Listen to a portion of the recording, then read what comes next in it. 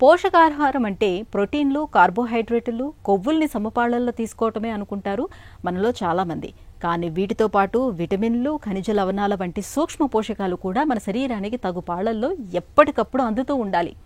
సూక్ష్మ పోషక పదార్థాలు సరిగ్గా అందకపోతే B12 వంటి విటమిన్ లోపాలు పెనుశాపాలుగా మారుతాయి. ఇవాళ మనలో చాలా మందికి B12 విటమిన్ లోపం అనేది ఒక పెద్ద సమస్యగా మారింది.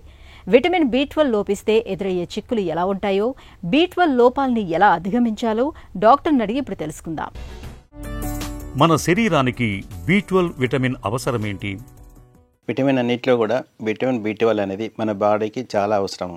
ఎందుకంటే ఇది సెంట్రల్ నర్వస్ సిస్టము, నర్వ్స్ కూడా ఆరోగ్యవంతంగా పనిచేసేందుకు, తర్వాత రక్త కణాల తయారీకి ఇది చాలా అవసరం, ఉపయోగపడుతుంది. మన బాడీలో రక్తం అంటే హిమోగ్లోబిన్ మంచిగా ఉండాలంటే రక్త కణాల తయారీకి B12 దోహదపడుతుంది. ఇదే కాకుండా మన సెంట్రల్ నర్వస్ సిస్టమ్ అనేటువంటి బ్రెయిన్, స్పైనల్ కార్డు, నర్వ్ పైన ఉండే మైలిన్ షీత్ ఆరోగ్యంగా ఉండేందుకు B12 చాలా అవసరము. ఇదే కాకుండా మనకి సెల్లో ఉండే జెనెటిక్ మెటీరియల్ DNA సింథసిస్ కూడా విటమిన్ B12 చాలా అవసరం అవుతుంది. మనం తీసుకునేటువంటి ఆహారము శక్తిగా రూపొందేందుకు విటమిన్ B12 అనేది అవసరం. ఇదే కాకుండా మన జ్ఞాపశక్తి పెంచేందుకు, తర్వాత కోగ్నిటివ్ ఫంక్షన్ ఇంప్రూవ్మెంట్కి, మన మైండ్ ఇంప్రూవ్మెంట్కి ఇది B12 అనేది చాలా అవసరం. పిల్లల్లో కూడా స్పైనల్ కార్డ్ డెవలప్మెంట్కి మన ప్రెగ్నెన్సీలో B12 వాడిస్తూ ఉంటారు అనమాట. వాళ్ళ స్పైనల్ కార్డ్ డెవలప్మెంట్కి ఇది అవసరం పడుతుంది. విటమిన్ B12 లోపిస్తే ఏం జరుగుతుంది? మనకి తీసుకునే ఆహారంలో B12 కనుక లోపించినట్టయితే దీనివల్ల మనకి తొందరగా నిస్సత్వం రావటము, ఏ పని చేసినా తొందరగా టైర్డ్ అయిపోవటము, ఫెటిగ్ ఉండటము, కొద్ది దూరం నడవగానే ఆయాసం రావటము, ఇంకా డెఫిషియన్సీ ఎక్కువ ఉన్నట్టయితే పాల్పిటేషన్స్ రావటము, హెడేక్ రావటము, కాన్సన్ట్రేషన్ సరిగ్గా చేయలేకపోవటము, ఈ B12 డెఫిషియన్సీలో చూస్తాము. అదేవిధంగా నాలుక పైన అల్సర్స్ రావటము, పెయిన్ఫుల్గా ఉండటము, హెయిర్ కూడా థిన్ కావటము, కలర్ చేంజ్ కావటము, హెయిర్ ఫాలింగ్ అవ్వటము, ఇవన్నీ కూడా B12 డెఫిషియన్సీలో చూస్తాము. ఇదే కాకుండా చేతులకు, కాళ్ళల్లో తిమ్మిళ్ళు, మంటలు అనేవి ఈ B12 డెఫిషియన్సీ వల్ల వస్తుంటాయి. సివియర్ డెఫిషియన్సీ ఉన్నట్లయితే మనకి యూరిన్ ఆపుకోవటం కానీ, మోషన్ కూడా ఇన్కాంటినెన్స్ అనేది, డిస్టర్బెన్స్ అనేది, మోషన్ యూరిన్ డిస్టర్బెన్స్ అనేది కూడా వస్తుంది. B12 లోపానికి ఎలాంటి కారణాలను చెప్పుకోవచ్చు? అసలు మనం B12 తీసుకున్నట్లయితే ఇది యూజువల్లీ మనకి యానిమల్ ప్రోడక్ట్ నుంచి వస్తుంది, యానిమల్ ఫుడ్ నుంచే మనకు వస్తుంది.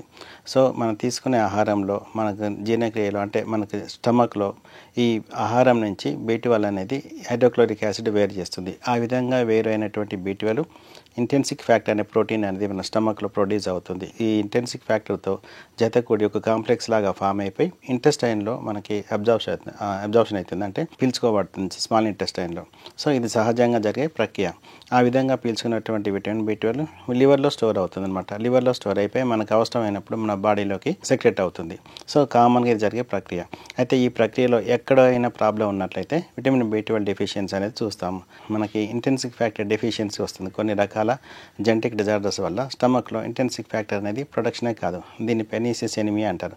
దీనివల్ల B12 అనేది మనకి అబ్జార్ప్షన్ అనేది కాదు, ఇంటెన్సిక్ ఫ్యాక్టర్ లేదు కాబట్టి B12 అనేది అబ్జార్ప్షన్ అనేది జరగదు. సో దీనివల్ల కూడా మనకి B12 డెఫిషియన్సీ వస్తుంది. ఇదే కాకుండా స్టమక్లో కూడా క్యాన్సర్స్ ఉన్నాయనుకోండి, అటువంటి క్యాన్సర్స్ ఉన్నప్పుడు కూడా స్టమక్ ఒక ఆపరేషన్ చేసి దాని సైజ్ తీయటం జరుగుతుంటుంది, అంటే దాన్ని కట్ చేస్తారు కాబట్టి అలాంటి కండిషన్లో కూడా తగ్గుతుంది.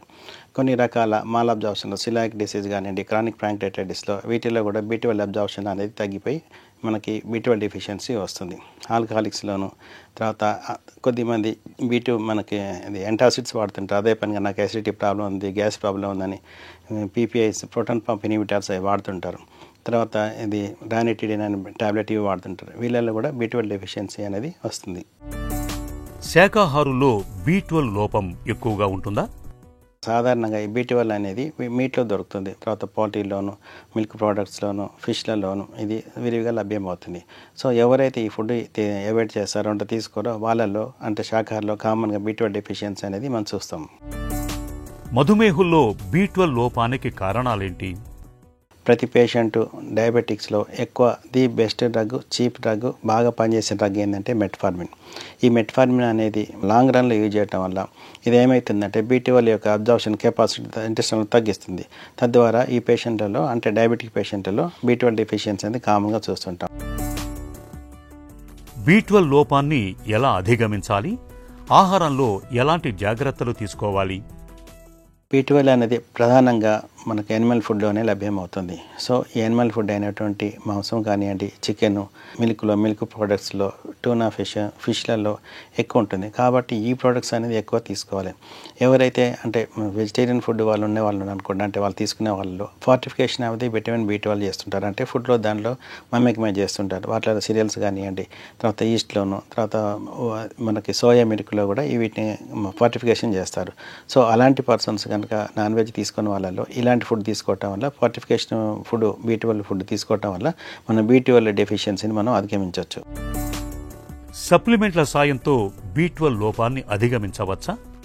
B12 డెఫిషియన్సీలో ఉన్నప్పుడు ఖచ్చితంగా సప్లిమెంట్ అయినా హెల్ప్ చేస్తాయండి.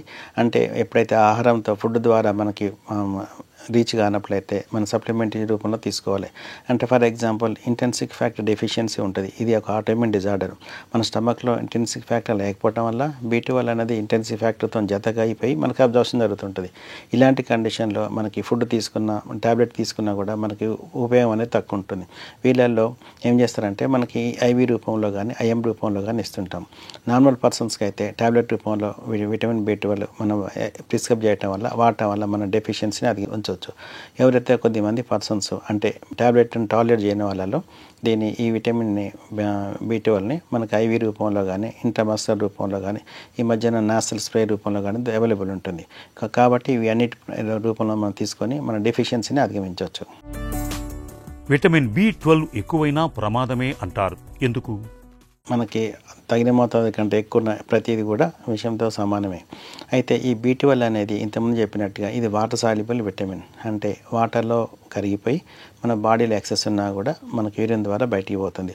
కాబట్టి మనకి ఎక్సెస్ అనేది చాలా తక్కువ.